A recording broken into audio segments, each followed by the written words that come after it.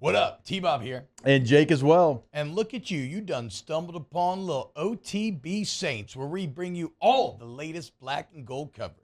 Who are the Saints going to draft? Who's going to be their quarterback? What does the salary cap look like? All that information and more. Hope you enjoy it. Like, subscribe. I'm going to talk about the New Orleans Saints now, as Marshon Lattimore just reworked his contract. And it's interesting, Jake, because it included something that I've never seen. Now, they restructured like they always do, right? To lower cap hits.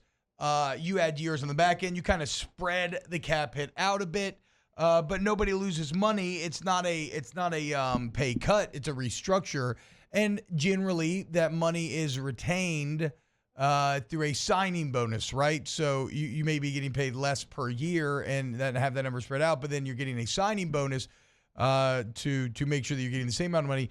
He got an option bonus. Have you ever heard about this? An option bonus. I don't think I have. And I don't fully understand this either. This is new to me. So if I reserve the right to be wrong about the details here, a couple things, and maybe see where this all develops. But this is as I understand it today. This is a bonus that is guaranteed, so he will get this money. And it'll kick in 1 week before the 2024 season. The difference between an option bonus and a signing bonus is that an option bonus travels with the player. So if you were to trade Marshon Lattimore, the next team would be the one paying that $11 million. Yeah. If you keep him, well, then you'll pay it, but just like you would the signing bonus, right? So why do an option bonus instead of the signing bonus? Are you opening the door to trade Marshon Lattimore? It has to be, is it if we have to rebuild? Like if that's the path that we go, or if we get rid of some of our more veteran players, well, right? What's do you want to leave that is, open? If we have to rebuild, but word on the street is they're already bringing back Allen. So this is a deal. I hope that's one of those words on the street that is wrong. Well, maybe Sunday. I do think I think there's potential, although I'm saying this just out of my ass. It's not sourced. In my mind, I cannot. Well, your ass sourced it. Yeah, exactly. Yes. Coming directly from my ass to your ears. I have to imagine that if you just look like a disaster at home against the Falcons on Sunday, and you go 0-2 against them, and you finish with a sub-500 record, I have to imagine that could be enough to change some decisions that have already been made. Maybe not.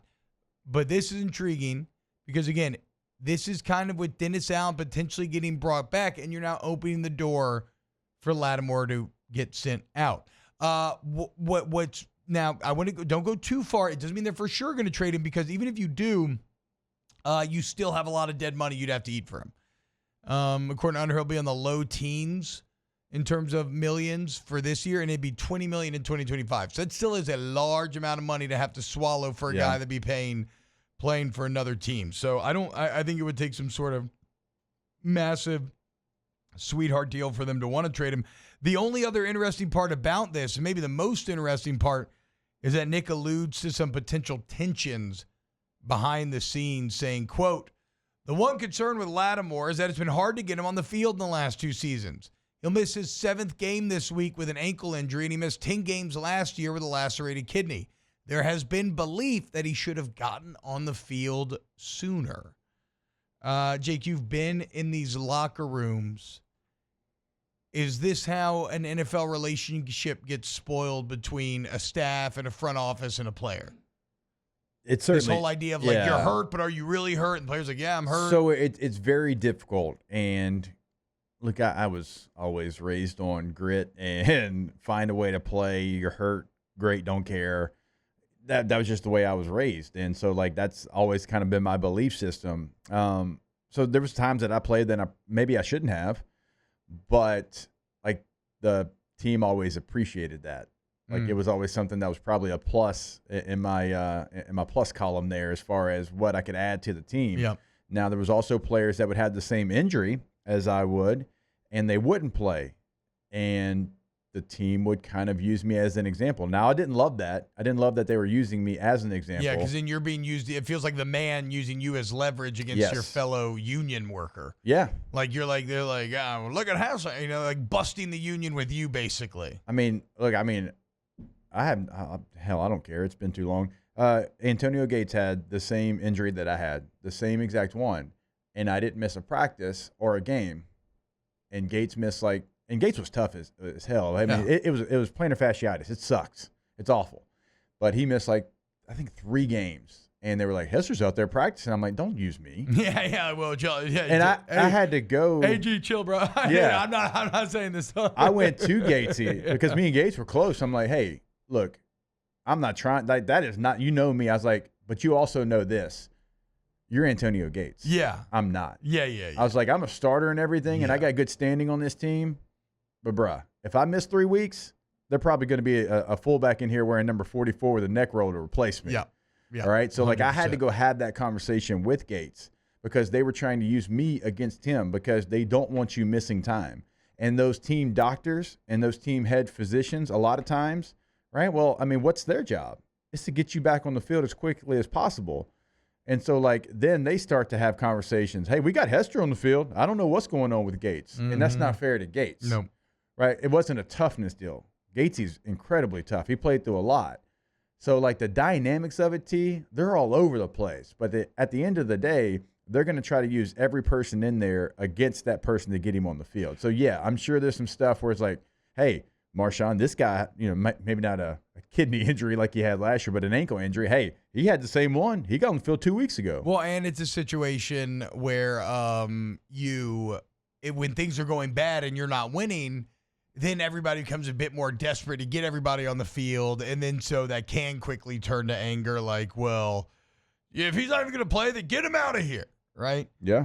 The one thing I would say, though, is, first off, trading Marshon Lattimore would be a huge – I mean, well, I don't know. You got a pretty good secondary, right?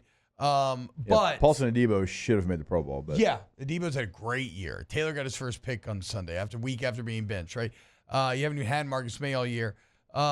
But Marshon Lattimore's, somebody in the chat called him maybe the best corner in Saints history. He's probably flirting with that when he's at his peak. He has been unavailable. I would lean on you a little bit growing up watching the Saints. Nah, but I still would have to lean on others. There'd be others that could better speak. In my lifetime, it's not really close. There's not a lot to choose from in our lifetimes, at least, right? From a rookie season, those defenses from 14 to 16 were awful, and he was a big part in kind of fixing that, just taking away one side of the field from his rookie year and all the battles with Mike Evans. He's been huge impact. Yeah, see, me growing up, a Saints fan, it was Molden from Oregon that they drafted. That's the kind of players that they were taking. He wasn't a bad player, but that, the fact that that's the first person that popped into my mind, it kind of tells you what that position is meant for the Saints, or I guess not meant for the Saints for a long time. Jabari Greer is the only other one that he not gotten hurt that was a dog. Some good ones, Blue Gay was fun. McKenzie was fun to watch for a while. Mike McKenzie was solid. He was solid for a long time. Oh, how are we forgetting about Brandon Bowers too? Nah, get out of here. He in jail? He got too many PIs. It became a felony. Straight up got so many DPIs that they. No, in all seriousness, Brandon Browner might actually be in jail. I said Brandon Bowers, Brandon Browner. Yeah. He's actually. We know what you meant, though. Oh, wow. He might be. He was at one time, I think. Either way, the only thing I really hate about this is that, are you going to trade Marshon Lattimore for resources and eat that dead money with Dennis Allen being the head coach? What does that do? You know what I'm saying? It kind of makes you worse in the short term, and yet already you have a coach that you don't feel. So I don't know. What does Dennis Allen being the head coach mean? Yeah, in general, I guess you're not going to be. Yeah, I guess it's a situation where you're not going to be able to make any move where I'm going to applaud because hopes kind of remain slim. Looks like Brandon Browner's still in jail, serving an 8-year prison sentence for attempted murder in Los Angeles. Oh, yeah. Got way heavier than I thought. I just figured he was retired somewhere. No, we talked about that We talked about it on this show. Were you here that day? He actually went to jail. I think you were here because I remember talking to you. Well, never mind. Not the best cornerback in Saints history. Dave Waymer is in Saints50.com. Okay. Johnny Poe, another Saint here on Saints50.com. Best 50 players for for the New Orleans Saints. So, yeah, I'm gonna go Marshon Lattimore, final answer. Pammy Whammy says Marshon's a fan favorite. Tread lightly, DA. Yeah, I know, for real. Wow, just amazing black and gold takes right there, Jake. I don't think I've ever heard any takes that are better than the two guys that just gave you that take. And you can keep getting them by going ahead and liking, subscribing, ringing the bell to get notifications when we post. Have a great day. We'll see you on the next OTB Saints.